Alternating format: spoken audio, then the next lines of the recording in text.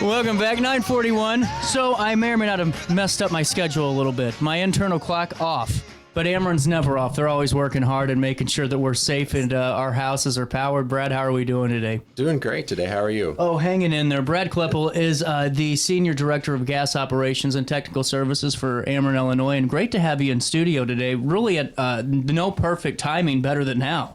Yeah, great. Thanks for having us. Well, and, right away, too, gas safety is always one that I think people, take for granted until the colder months start to come in, and then we turn those furnaces on maybe for the first time, and, everyone's always trying to, is that the smell? Is that the smell? And it's really great to have you here to really discuss these things.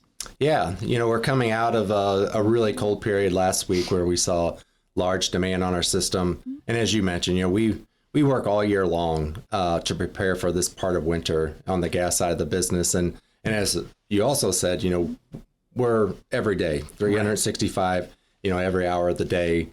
People want electricity and reliable natural gas every second of the day. Well, and on top of that, too, I feel like sometimes, and this isn't a slight at homeowners, whenever, especially renters, maybe something happens in their apartment or their home they're renting. And, do we have gas? Do we have electric? What is the difference between, electric or natural gas? Yeah, thanks for the question. Everybody knows about electric service. It powers, everything that we have, our appliances, our electronic devices. Very important. It's also very visible, to our customers. You're driving down the highway, the interstates, you can see the transmission lines, the wires. Mm-hmm. So people are very familiar with the electric side of the business. And the electric has its biggest loads during the summertime when it's used for air conditioning and cooling. Now, natural gas on the other side, you don't see it when you're driving down the road.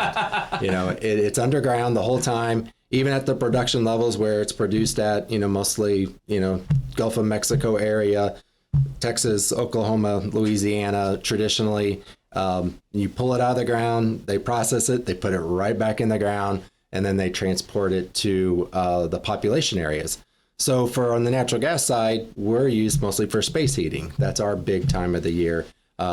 Some commercial industrial customers use it throughout the year, nonstop at a steady state. But by and large, when you think of natural gas, you're thinking, oh my gosh, it's cold out. Right. My furnace has got to kick on, and that gas has to be there to warm our house up. Well, and we hear about power outages and electric outages. Are gas outages a thing? Do those happen? We don't have a name for it. Okay, which is a good thing. We would call it a gas outage, though, just if we do have one, but we don't. So the way that this gas system works, we can't just take a momentary outage to fix something. Yeah. You have to have constant pressure at the house. You have to be 100% gas in the pipeline. So if you have an outage, what happens is there's a chance for air to get in within our gas system.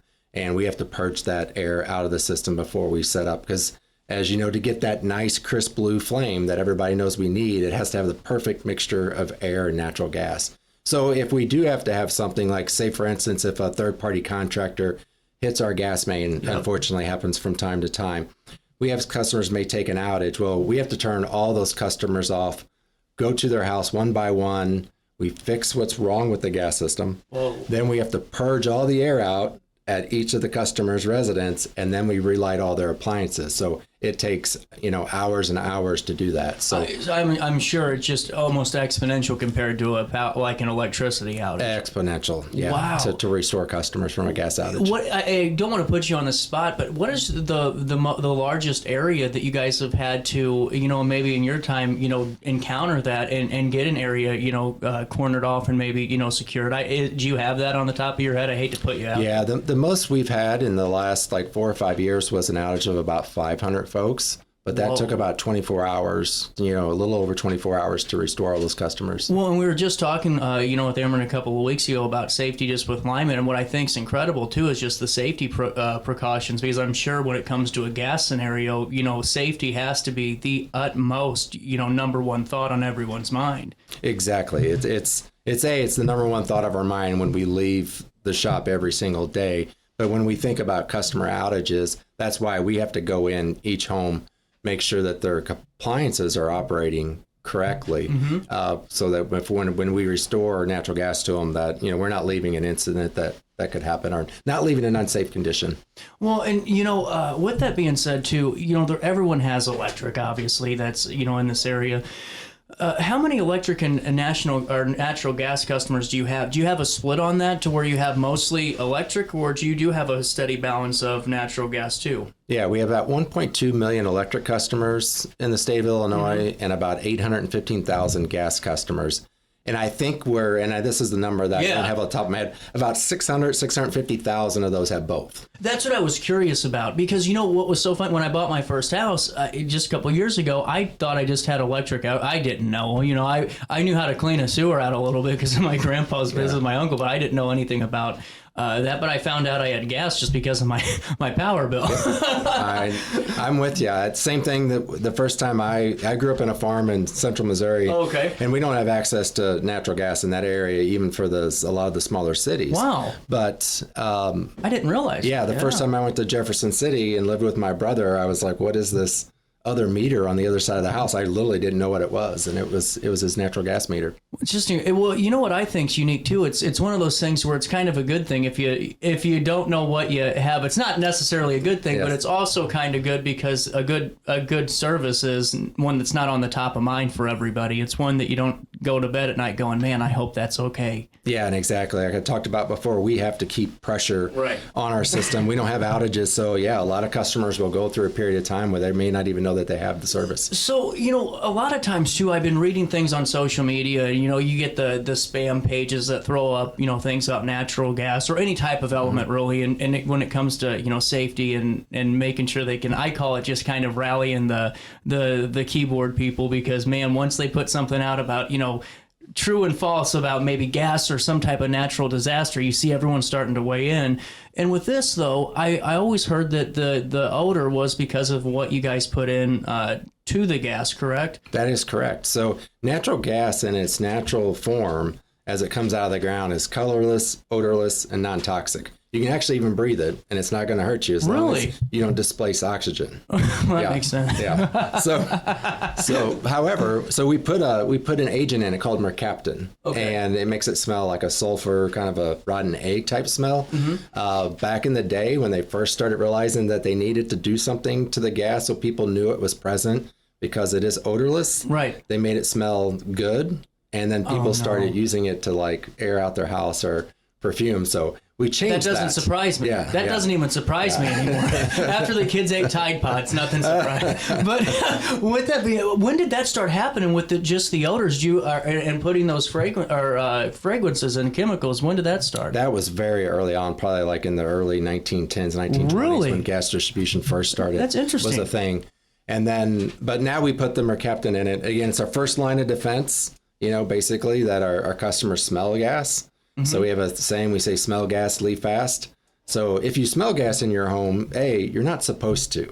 Another myth people have, they think that, well, if I have natural gas appliances, I may always smell a little bit of natural gas, right? Well, that's not true. You shouldn't smell natural gas in your house.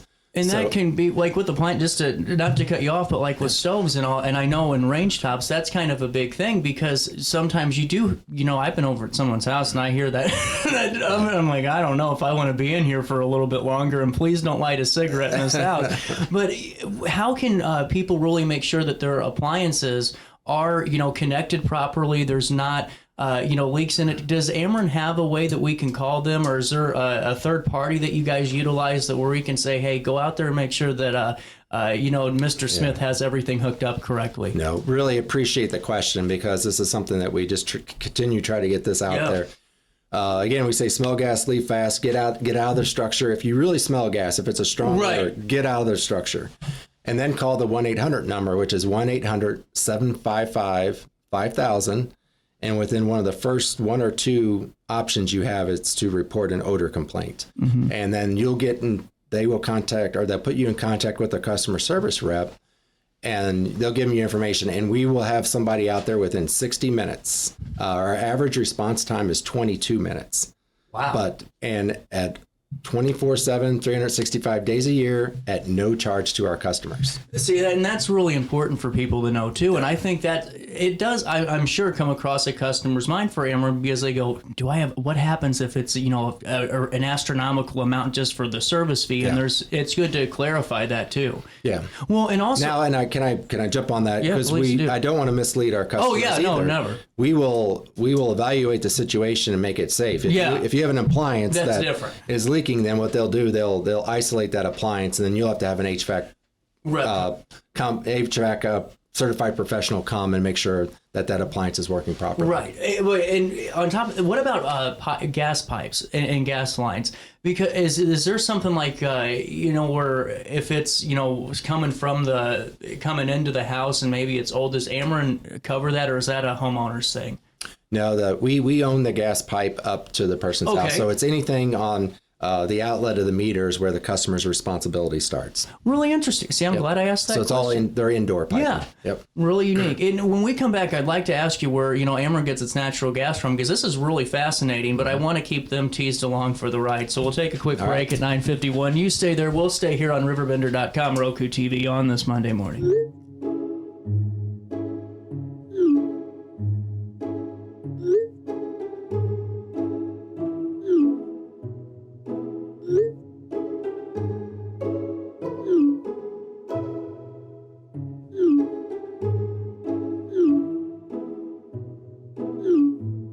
Get access to care for anyone, anywhere, at any time. No appointments, no waiting rooms, no traveling. OSF on call.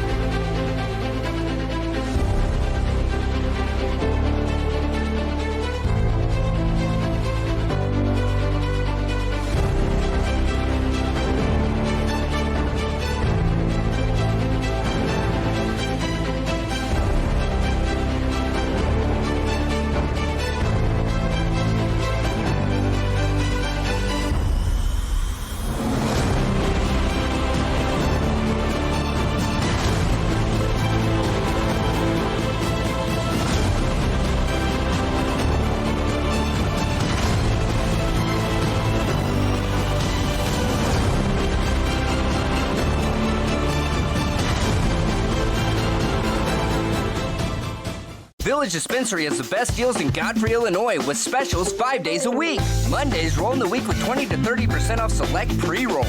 Tasty Tuesdays, enjoy 20 to 30% off select edibles. Waxy Wednesdays, enjoy 20 to 30% off select concentrate and vape brands. Thirsty Thursdays, sip and save with 20 to 30% off all drinks. Flower Friday, grab like 3.5 gram flower deals starting at just $20. Village Dispensary, come meet your best buds. Picture This and More has been a trusted name in the Alton community for more than 30 years, with the last 3 being right here on Broadway. We specialize in quality framing at affordable prices. We also feature works by local artists because we're proud of our community. If you have valued treasures to display and preserve, we're sure to have the perfect fit with our large selection of custom framing and display options. Whatever color, shape, or size, Picture This and More has the look you need. Stop by today and let us help you with your next project.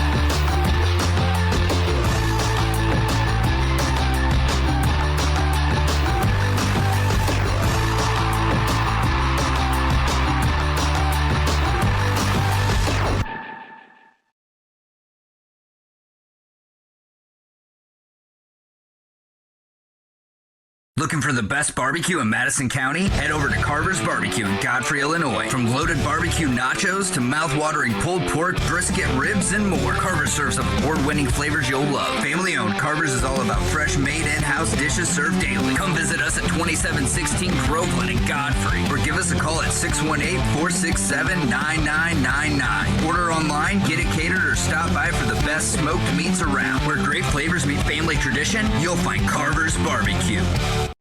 You're listening to Our Daily Show with CJ Nasello on RiverBender.com.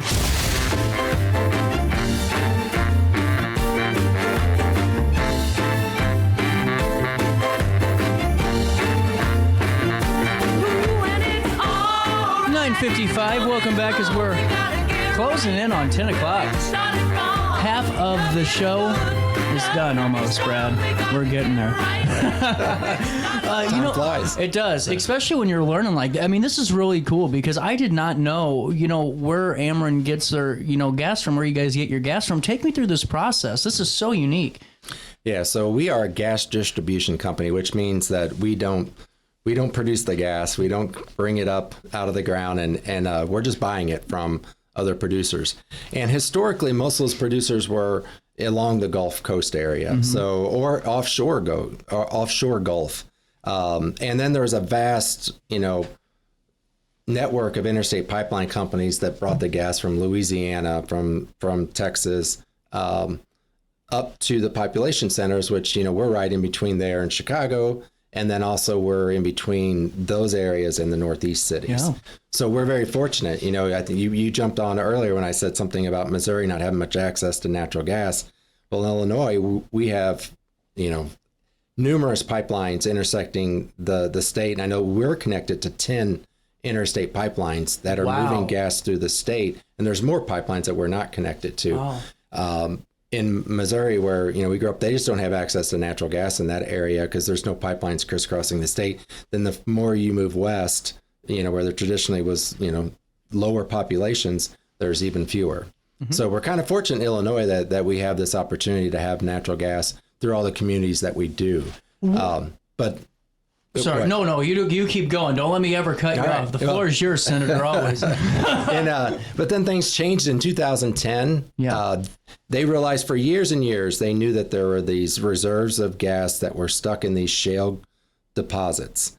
And the problem was that shale is a very dense rock, and they couldn't extract the gas out of it economically. Mm-hmm. Well, and somewhere around 2007, they started experimenting with horizontally drilling through those shale seams and then fracturing that rock, which then releases the gas and allows it to flow in to the production well.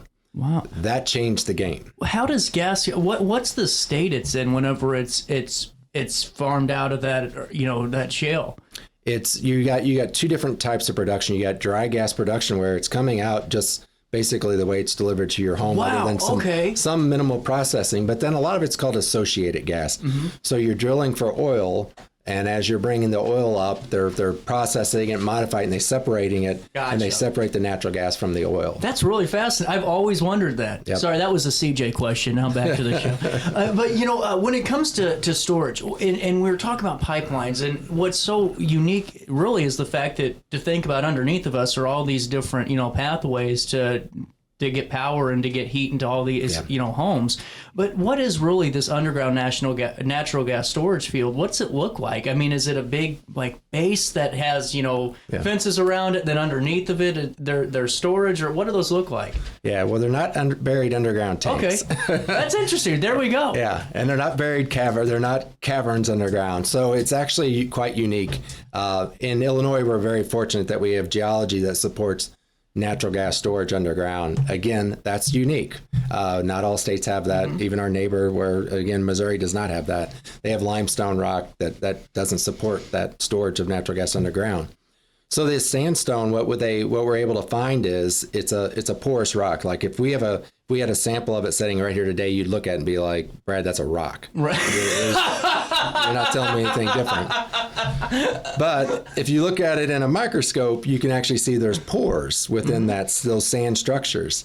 And what we're able to do is when they find areas where you have the sandstone that's overlaid with an impermeable rock, actually a lot of times it's shale gas, as I mentioned before, in almost like a dome type structure, we can slowly inject that natural gas into that sandstone, and it fills up those pore spaces and stays trapped underground until we reverse the process. Whoa.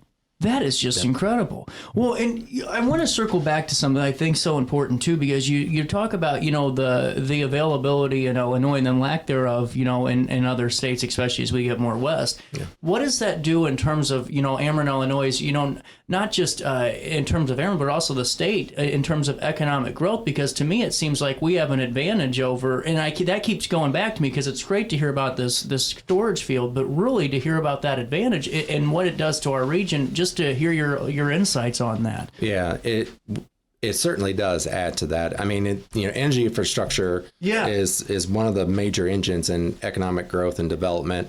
And, it really drives the Illinois economy. The Illinois economy is I think the 6th largest in the country. And a lot of that is the access that we have to natural gas, the population centers around Chicago, of course, that support that manufacturing industrial growth. I have a lot of good text questions. See, I didn't want to take credit for that one. I shouldn't have done that. That was a great question from the audience. But, getting back into this too, so there's 2 different types of reservoirs, correct? Or a couple of different types? There are. Yes. So in the northern part of the state, we have what we call aquifer storage. So I mentioned that sandstone before. Yep.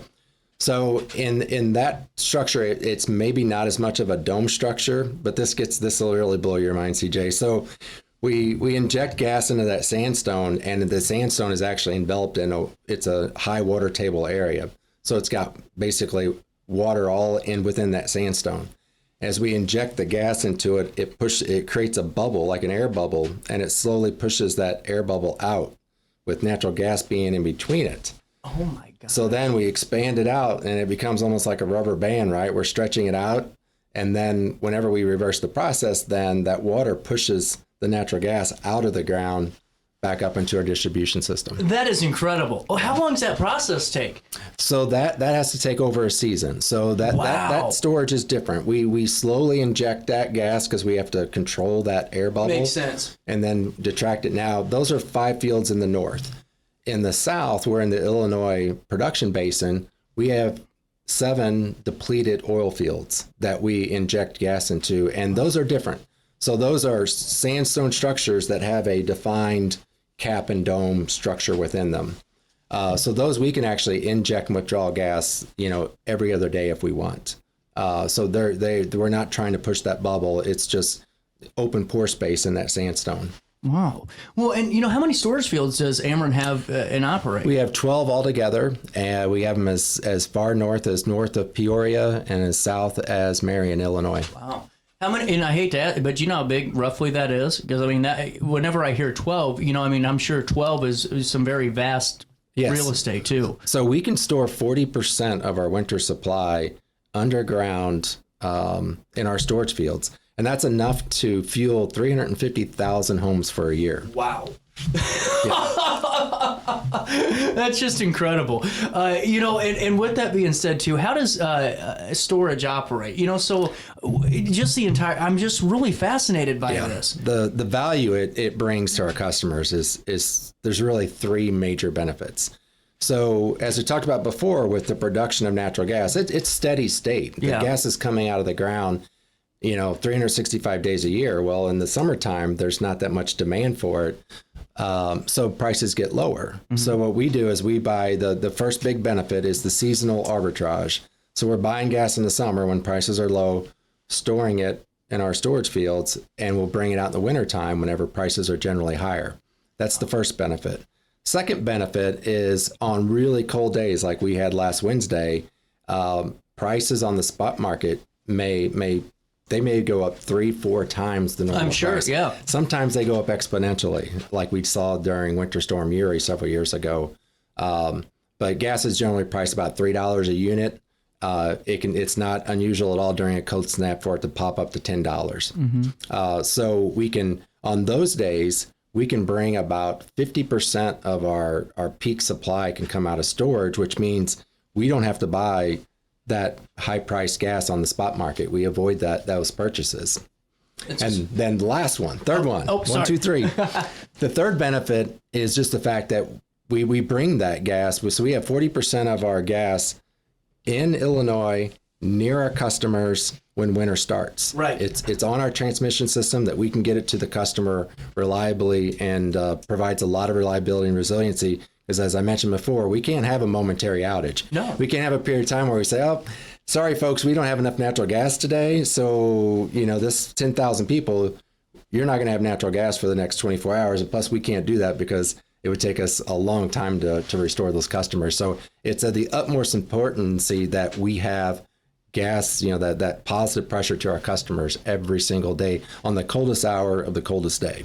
Well, and this is what I find so fascinating too, because just hearing all of this, it just goes above and beyond for the customer. Because if we don't have the storage and, like you said, all of that on hand, I can only imagine what, especially during what we had the -2-degree day, what those power bills could look like, and what those heating bills look like, and to know what Ameren does to kind of not only help the supply chain and all of that, but also protect the consumers from the price gouging that would occur during some of those significant events. Certainly. And unfortunately, there's folks in Illinois that, are on small municipal systems, and they just don't have the opportunity to store gas. Right. And a lot of time they don't have the opportunity to manage their financial hedges. So in addition to the storage gas, we also have a group that manages. So where they're buying gas 3 years in advance always. So we layer in purchases throughout the time over a 3-year period. Those hedging strategies plus our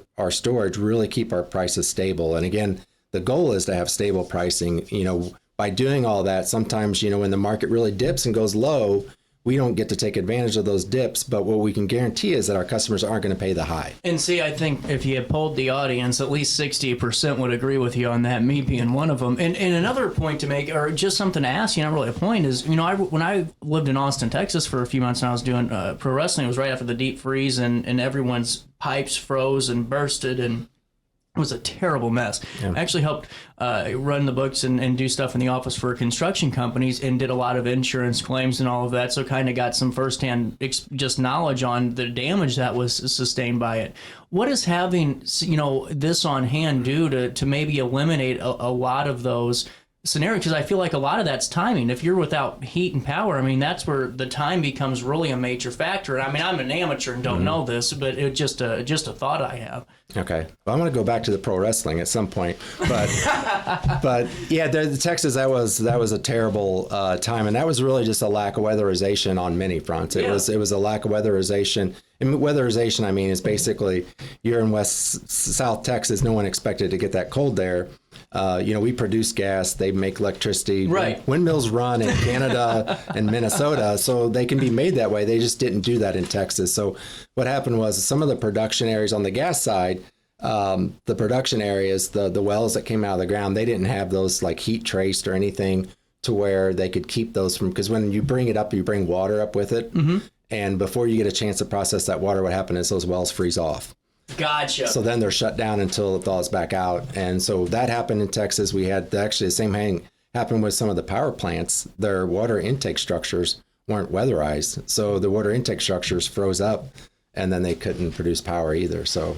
And it's just really fascinating to kind of hear that, because I've always, just for folks to gain a little bit more insights on, maybe why our systems are designed the way they are, and why, our state's infrastructure is designed the way it is. Yeah, and probably to get back to, I think your actual question was how are we insulated from that? Well, bringing that 40% of our supply and having control of that reduces our reliability.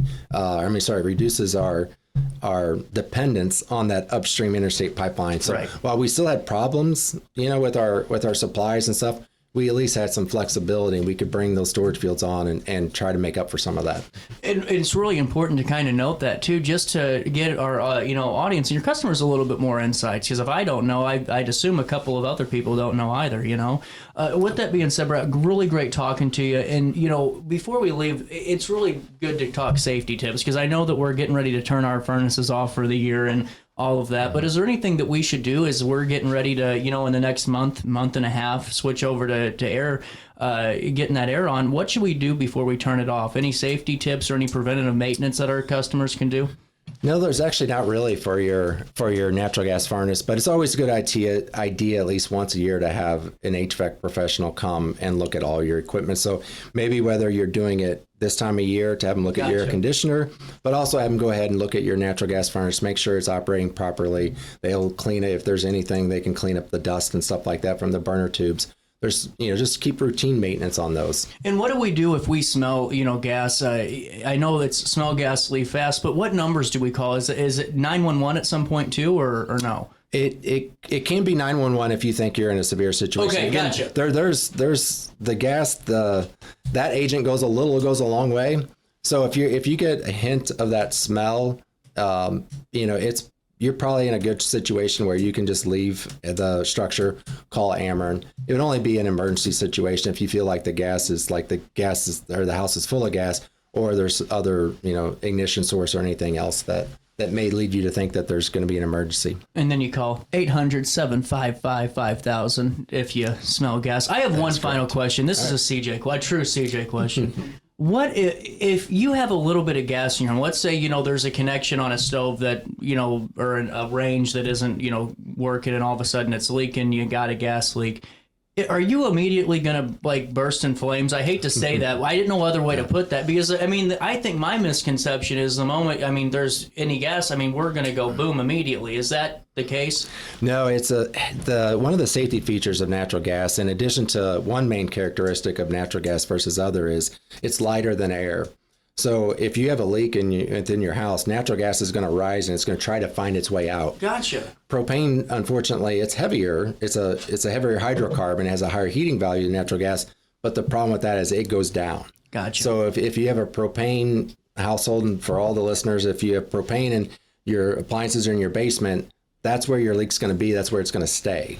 So natural gas will try to find its way out. But typically, again, I said that the agent in there is very distinct. Yeah. It's very concentrated. Like if you smell just a little bit, like, oh, I think I smelled natural gas there. Yeah, it's nowhere near a hazardous leak at that point. Absolutely. I'm glad I asked that question. See, that's not too bad. But you should still call. Still call. Call and have us come out and check it out. 800-755-5000. And Brad, seriously, thanks so much for stopping by. Gained a lot of knowledge today, and I hope the audience did too, but I definitely learned something. That's our goal. Public awareness. We have folks that go out that try to spread this message throughout, because we want our people to use our product every day, but there's a way to do it safely. Absolutely. Thank you so much for stopping by. Thanks, CJ. We'll take a quick break. 10:12's the time on this Monday morning. 45 degrees for the first time in a month. We'll come back with more Daily Show right after this on Riverbender.